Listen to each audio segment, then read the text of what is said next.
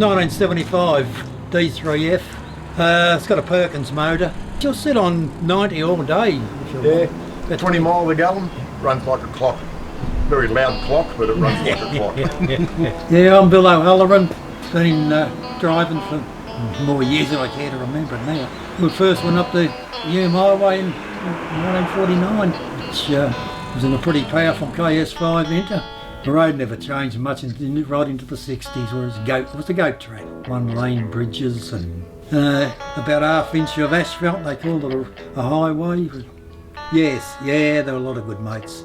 Yeah, I mean, you get a flat tyre or something by the time you pulled up something, come on, hurry up, get the spare out. You should be fine to be half jacked up, and everyone helped each other, lend them your spares, or you'd swap batteries through the night with someone that had a crook alternator. I started off, I was 17, I got a job with a bloke named Harry Crane, H. Crane, and if anyone like getting on in years, they'd know who he was. Didn't need a licence.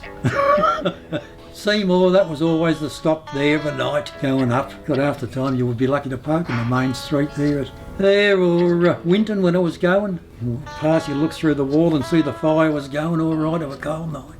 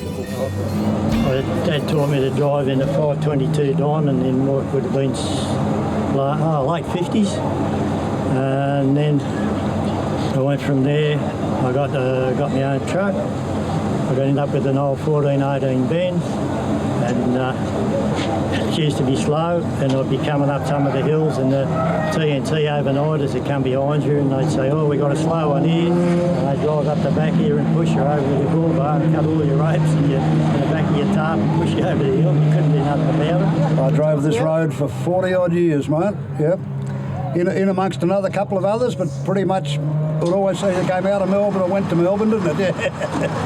We started off on little overnighters, would you believe Bedfords was an overnight truck in the 60s with a company called Nations Freight Express, and we graduated from there to Dodgers, because everyone ended up driving Dodgers then, and then we went to the bigger trucks, and we were still driving Dodgers, Nitters, and when the petrol trucks, petrol engine ones basically finished their run, which was basically the last of the Dodgers, we went into these Mercedes, yeah. And the great part about it, doesn't really matter which club you come from, because we're all there with a similar common interest, which I think is most important to the vintage truck world, yeah. That everyone is here for the same reason. No one club's big enough to be an island.